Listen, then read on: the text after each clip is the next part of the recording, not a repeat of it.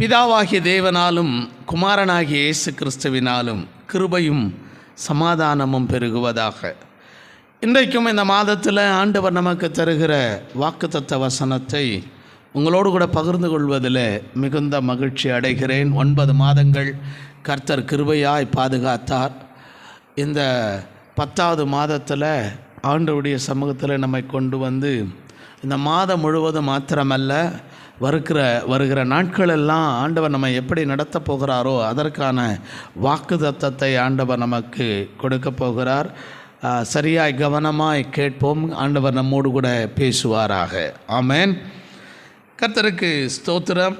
இந்த மாதத்தில் ஆண்டவர் நமக்கு கொடுக்கிற வாக்குத்தத்த வசனம் யோசுவாவின் புஸ்தகம், யோசுவாவின் வரலாற்று புஸ்தகம் 1ஆம் அதிகாரம் அதனுடைய 5வது வசனம். நீ உயிரோடு இருக்கும் நாளெல்லாம் ஒருவனும் உனக்கு முன்பாக எதிர்த்து நிற்பதில்லை. நான் மோசேயோடு இருந்தது போல உன்னோடும் இருப்பேன். நான் உன்னை விட்டு விலகுவதும் இல்லை, உன்னை கைவிடுவதும் இல்லை. ஆமென். அல்லேலூயா. கர்த்தருக்கு ஸ்தோத்திரம். இந்த யோசுவாவின் புஸ்தகத்தை எழுதின ஆசிரியர் யார் என்றால் யோசுவா எழுதியிருக்கிறார். யோசுவா இதை எழுதினது கொஞ்சம் கூட மாறாமல் எழுதுறதுக்கு காரணம் என்னன்னா, யோசுவா அவனே தான் கண்டதையும் கேட்டதையும் அனுபவித்ததையும் எழுதும்படி ஆண்டவர் அனுக்கிரகம் செய்திருக்கிறார். அதனால் இதில் எந்த குறைகளும் எந்த மாற்றங்களும் இருக்காது. அதனால் ரொம்ப நேர்த்தியாக இதை எழுதியிருக்கிறார். கவனமாய் கேட்கலாம். இந்த யோசுவா என்கிற பெயருக்கு என்ன அர்த்தம் அப்படின்னா, யெகோவா காப்பாற்றுகிறார் என்றும், இப்போ சொல்லணும்னா கர்த்தரே இரட்சகர், கர்த்தரே இரட்சகர் என்கிறதும் அர்த்தமாக இருக்கிறது. எபிரேய மொழியிலே யோசுவா என்கிற வார்த்தைக்கு யெகோவா ரட்சிக்கிறார் என்றும் கர்த்தரே ரட்சிப்பு என்றும் அர்த்தம். இந்த யோசுவாவினுடைய புத்தகம் 24 அதிகாரங்களை உடையது. 24 அதிகாரங்கள் அதில் இருக்கிறது. இந்த 24 அதிகாரத்தில் 658 வசனங்கள் இதில் இருக்கிறது. 658 வசனங்கள் இதில் காணப்படுகிறது. இதில் பார்த்திங்கன்னா 3 பிரிவுகள் இருக்கிறது. 3 பிரிவுகள் இருக்கிறது. இந்த 3 பிரிவும் ரொம்ப வித்தியாசமானது. ஏன் இதை சொல்கிறேன் அப்படின்னா, யோசுவாவினுடைய புத்தகத்தினுடைய முழு நோக்கத்தை நாம் தெரிந்து கொள்ள வேண்டும். பைபிள் என்கிறது ஒரு கற்பனை காவியமோ அல்லாவிட்டால் ஒரு நான்டிடைல்னு சொல்லுவாங்களே அப்படிப்பட்ட ஒரு புத்தகமோ அல்லது ஆலோசனை அறிவுரை சொல்லுகிற புத்தகமோ கிடையாது. இந்த வேத புத்தகம் என்கிறது இம்மைக்கும் மறுமைக்குமான வாழ்க்கைக்குரிய ஒரு புத்தகம். கடவுளுடைய நோக்கம் நிறைந்த ஒரு புத்தகம். கடவுள் அவரை போல மாற வேண்டும் என்கிறதை மனதிலே வைத்து நமக்கு எழுதி கொடுத்த ஒரு புத்தகம். அதனால் இதை படிக்கிற பொழுது நோக்கத்தை தெரிந்து கொள்ள வேண்டும். கர்த்தருக்கு ஸ்தோத்திரம். இந்த 3 பிரிவுகளும் அந்த நோக்கத்தை சொல்லுகிறது. முதல் பிரிவு 1வது வசனம் துவங்கி அதனுடைய 5வது வசனம் வரைக்கும்.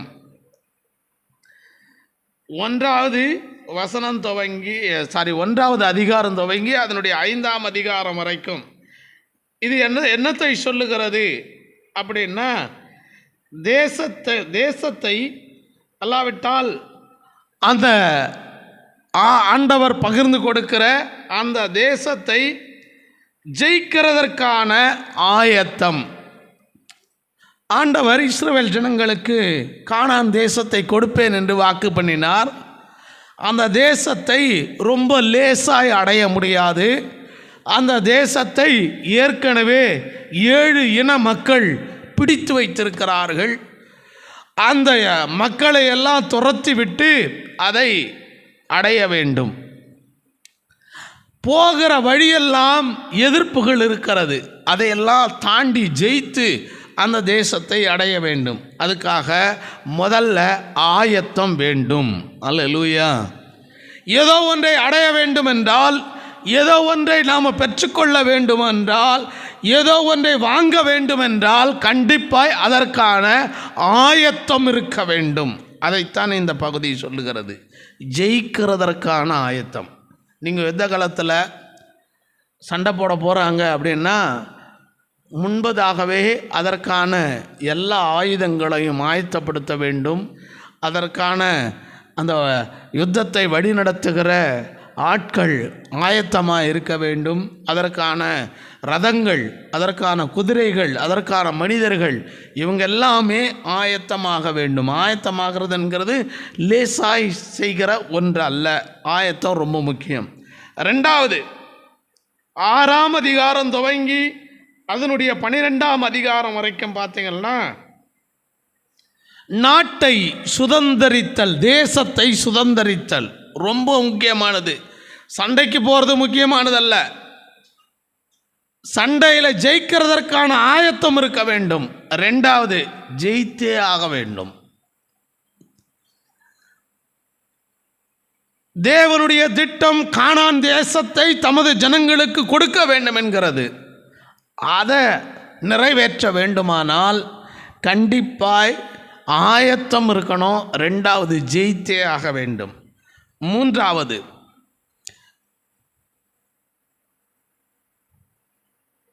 13ஆம் அதிகாரம் துவங்கி 24ஆம் அதிகாரம் வரைக்கும் பார்த்தீங்கன்னா, யோசுவாவுக்கு ஆண்டவர் சொல்லி கொடுக்கிறார், நீ தேசத்தை அடைந்தவுடனே, சுதந்திரமாய் அதை உனக்குரியதாய் மாற்றின உடனே பங்கிட்டு கொடுக்க வேண்டும். தேசத்தை பங்கிடுதல். இந்த 3 விஷயங்களும் நம்முடைய வாழ்க்கைக்கும் ரொம்ப ரொம்ப முக்கியம்.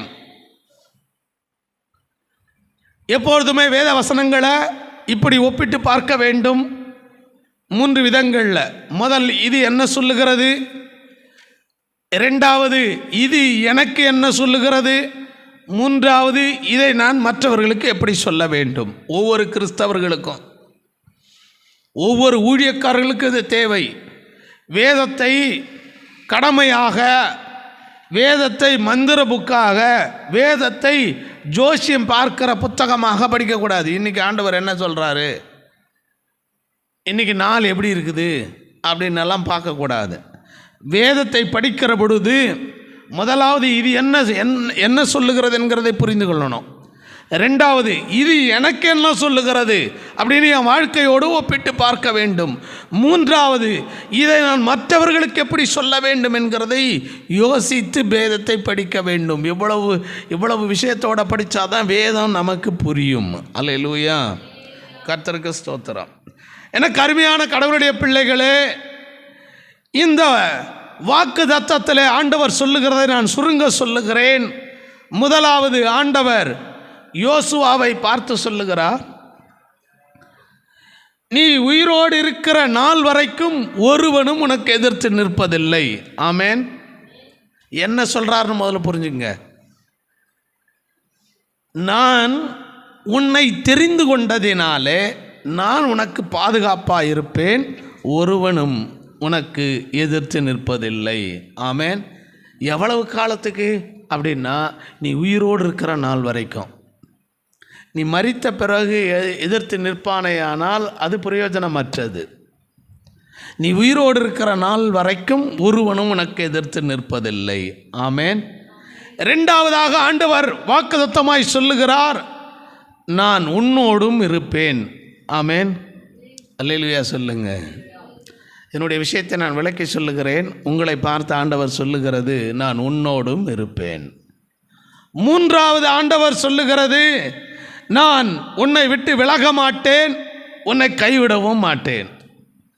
விலகுகிறதற்கும் கைவிடுகிறதற்கும் ஏற்ற விஷயங்களை நீ செய்யலாம். எனக்கு விரோதமானவைகளை நீ செய்யலாம். எனக்கு கோபத்தை உண்டாக்குகிற, எனக்கு வேதனை உண்டாக்குகிற, சலிப்பை உண்டாக்குகிற விஷயங்களை உன்னுடைய வாழ்நாட்களில் செய்யலாம். ஆனாலும் நான் உனக்கு வாக்கு கொடுக்கிறேன், உன்னை விட்டு விலக மாட்டேன், உன்னை கைவிடவும் மாட்டேன். ஆமென், அல்லேலூயா. என்னை கேட்கிற கடவுளுடைய பிள்ளைகளே, இன்றைய நாளிலே இந்த மாதத்தில் ஆண்டவர் உங்களை பார்த்து சொல்லுகிறார், நான் உனக்கு துணையாய் நிற்பதினாலே ஒருவனும் உனக்கு எதிராய் நிற்பதில்லை. எதிராய் நிற்பதில்லை என்றால் ஒரு தீங்கும் ஒரு மனிதனால் உனக்கு வருவதில்லை என்று சொல்லுகிறார். ஒருவனும் உன்னை வெட்கப்படுத்த முடியாது என்று சொல்லுகிறார். ஒருவனும் உன் திட்டத்தை கெடுக்க முடியாது என்று சொல்லுகிறார். ஒருவனும் உன்னுடைய காரியங்களை தடை செய்ய முடியாது, நீ செய்ய வேண்டியதை தடை செய்ய முடியாது என்று சொல்லுகிற வார்த்தையின் சுருக்கம்தான் ஒருவனும் உனக்கு எதிர்த்து நிற்பதில்லை. இரண்டாவதாக ஆண்டவர் சொல்லுகிறார், நான் உன்னோடு இருப்பேன். நான் உன்னோடு கூட இருப்பதினால நீ எதையெல்லாம் செய்ய வேண்டும் என்று நான் சொல்லுகிறேனோ அதையெல்லாம் நீ செய்து முடிப்பாய். ஆமென், அல்லேலூயா. இந்த உலகத்தில் நல்ல எண்ணங்களையும் நல்ல விருப்பங்களையும் உனக்குள்ளே வைத்திருக்கிறேனே, அதையெல்லாம் நீ செய்ய வேண்டும் என்று தீர்மானிக்கிறாயே, அதையெல்லாம் செய்து முடிப்பாய். ஆமென். ஆண்டவர் நம்மளை பார்த்து சொல்கிறார், உங்களை பார்த்து சொல்கிறாரு, நீ செய்து முடிப்பாய். ஆமென், அல்லேலூயா. அதுக்கு ஆண்டவர் என்ன சொல்கிறார் தெரியுமா? ஏன், எப்படி செய்து முடிப்பாய்? எதால் முடியும் என்றால் என்னாலே. ஆமென். ஆண்டவர் சொல்கிறாரு, நான் கூட இருக்கிறதுனால நீ செய்து முடிப்பாய். மூன்றாவது ஆண்டவர் சொல்கிறார், தைரியப்படுத்தும்படி சொல்லுகிறான், நான் உன்னை விட்டு விலகுவதும் இல்லை, உன்னை கைவிடுவதும் இல்லை. ஹல்லேலூயா. எதற்காக நான் உன்னை தெரிந்து கொண்டேனோ, எதற்காக நான் உன்னை அழைத்தேனோ, எதற்காக நான் உன்னை அபிஷேகம் பண்ணினேனோ அதை நிறைவேற்றுகிற வரைக்கும் நான் உன்னை விட்டு விலகுவதில்லை, உன்னை கைவிடுவதில்லை. ஹல்லேலூயா. உலகத்தில் கிறிஸ்தவர்களாக அவரை பின்பற்றுகிறவர்களாக நம்மை தெரிந்து கொண்டதை நாம் யோசித்து பார்ப்போமானால், நம்முடைய குடும்பங்களில் நம்ம ஒருத்தராக தெரிஞ்சுக்கிட்டு இருக்கிறாரு, உறவுகளில் ஒருத்தராக தெரிஞ்சுக்கிட்டு இருக்கிறாரு, நம்மோடு கூட பழகினவர்கள் பேசினவர்கள் மத்தியிலிருந்து நம்மை பிரித்தெடுத்திருக்கிறார். ஆமென்.